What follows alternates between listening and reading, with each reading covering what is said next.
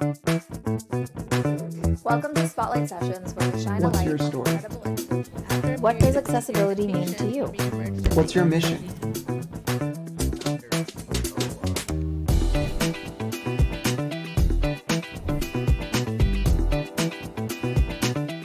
Hello, and welcome to another episode of accessiBe's Spotlight Sessions. I'm your host for today's episode. My name is Sapir, and I head up accessiBe's nonprofit partnership program. We're very excited for today's guest, Dave Gaines. So welcome, Dave. Thank you.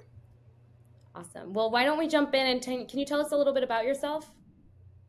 Yeah, so I'm Dave, and I'm in Sacramento, California, in the United States, and I am the founder and CEO of a nonprofit organization, Sacramento Autistic Spectrum and Special Needs Alliance. Started the organization about 12 years ago, and I run the organization on day-to-day basis, and we're a small organization, extremely busy. So I also work directly with our clients, and what we do is we're a social services organization, basically comprehensive support, guidance, consultation, and other things for children and young adults with different mental diagnoses. Most of our clients are on the autistic spectrum, but we do basically any brain-based diagnosis. So I'm a social worker essentially and an advocate. My formal background is in psychology and something called applied behavior analysis, basically behavior therapy, behavior psychology. I recall you sharing some experience working with children and youth in the education sphere. Yeah, so the number one most requested service from us, this falls under our advocacy program. It's called special education advocacy. So in the United States, there are federal laws that govern and require public school districts to provide relatively comprehensive and specific special education programs for students with disabilities that qualify for this type of education. And it's a pretty complicated system with a lot of things going on, a lot of different professionals. So it can be pretty complicated for parents to navigate with their kids. So we provide comprehensive, really high quality advocacy, meaning we assist families with the process, meeting with school districts, negotiating the programs, making sure the educational programs are planned properly, the right services, quality. And then sometimes there's disagreements on what school districts and parents think is the proper educational program for the child. So we help. There are some ways for those disagreements to be resolved through some legal proceedings, and we assist families with those as well. Very interesting. Did you know that was going to be the number one request from the community, or were you prepared for that to be a big request from the community? I don't know if I knew for sure that was going to be what came out as our bread and butter, but I knew it was an issue of common concern for parents, and it was something we intended and did offer from the very beginning. And I had to roll with it, and we had no problem handling the direction that things went in. It was kind of an organic creation to the organization, and we did just fine. And I think we're one of the best in California at this particular work at this point. Now that we've been doing this so long, so much experience, and certainly have learned a lot. That's awesome. So what led you to start the organization or to become part of it? Yeah, so I started the organization, and I was in graduate school working on my psychology education at the time, and I was involved with a support group that another professional was running at that time, and then I took over that support group. It was for parents with autistic children, and because the other professional had to devote more time to his medical practice. And so that group kind of grew, and I ran that for a couple years. And then I thought, I'm doing this, maybe I can grow it, get a little money if we incorporate as a formal nonprofit. And so it was really a spur of the moment thing. Honestly, it happened at like 2 a.m. as I was lying wide awake thinking about things.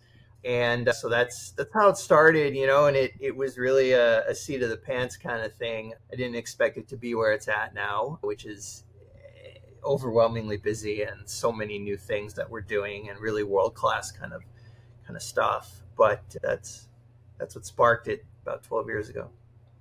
Well done, and amazing accomplishments to you and your team. I know that you're working very hard. Can you share a memorable experience or something that's had a lasting impact on you during your time with the organization?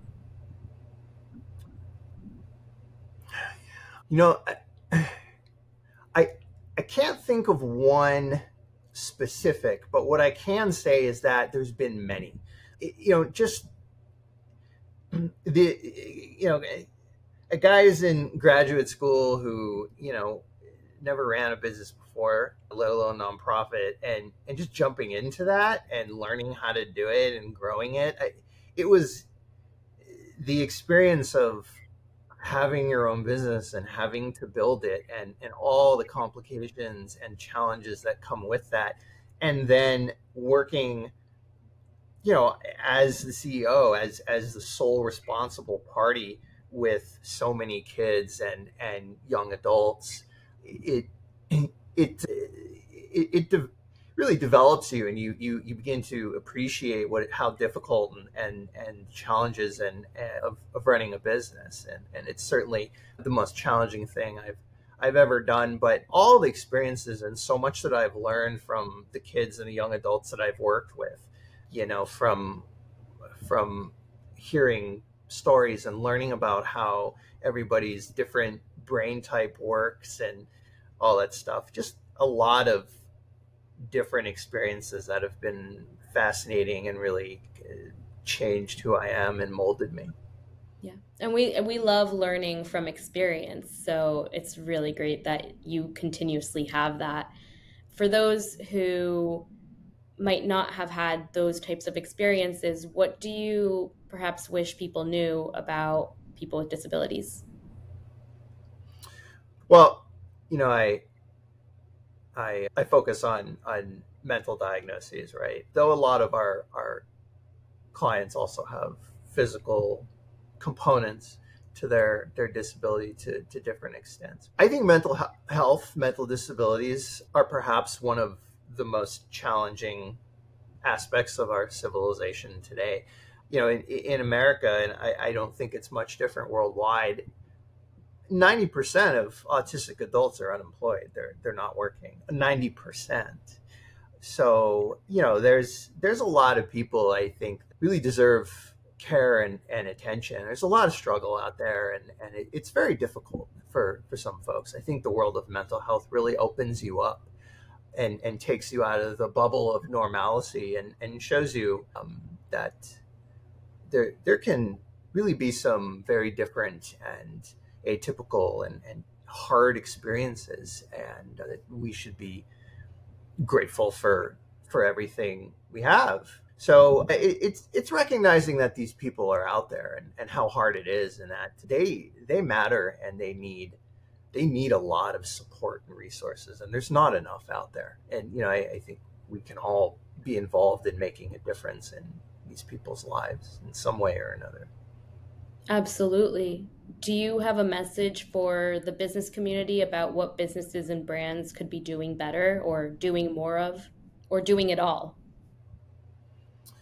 Yeah. Well, I know kind of the focus here today is inclusion and diversity and equity, and I think that's perhaps what it comes down to is how brands and businesses in different ways can incorporate all different kinds of folks, whether it's in their products and services or whether it's in their hiring. And I think that's a big one. I think what I've experienced is, while there's a lot of kind of talk about including people, a lot of the reality is that it's very legalistic. It's based upon complying with laws as opposed to really caring about success with people that have these differences. And I think what I'd like to see in perhaps employment practices is something that goes beyond complying with the laws and really aims at truly wanting people with mental disabilities to be successful in the workplace, and businesses really committing to that and doing what it takes to the fullest extent possible to improve employment outcomes for people with mental disabilities. Definitely agree with you there.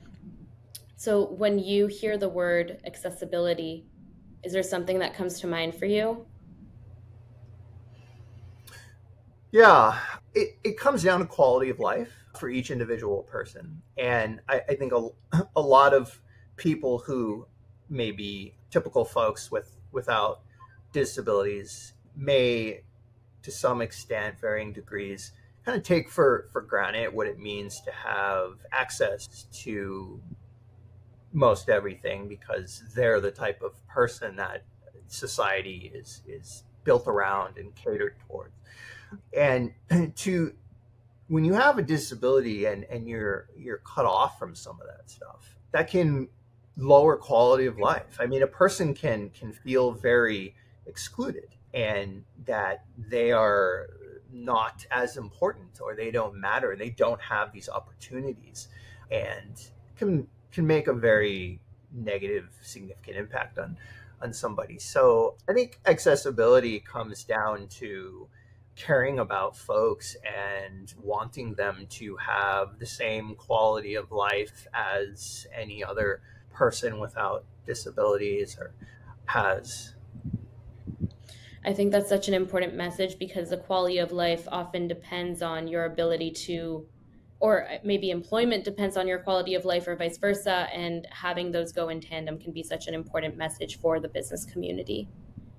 How about on the individual level? Is there anything that you think we can do, each person can do one bit to make the world more inclusive? Yeah, let's end on a positive note. What's that? I said we can end on a positive note. Yeah, well, I think there's always positivity. There's always places to look. Like, gratitude and appreciation is something that's a big part of my life, and I think is a key to happiness and mental health for everyone. But and there's certainly successes and progress being made, but there's much more to be done. But I think we as individuals, we can truly perhaps commit to understanding and being open-minded to people with different types of brains and really wanting to treat these people equitably and be a part of the societal movement to improve equity and access with folks. So all social movements come down to individual people. So it all comes down to us anyways. And I think it just starts with a true attempt to understand and not judge, ask questions, and be committed to being a positive part of people with disabilities' lives. Thank you for sharing that. And Dave, thanks for being a guest. We're really grateful for your time and your commitment to the work that you do. And to all of our guests, thank you for staying through this episode. You can continue the conversation with us by liking and subscribing to this channel on YouTube. And you can also follow us on Instagram by following at accessiBe_community. We hope to see you there.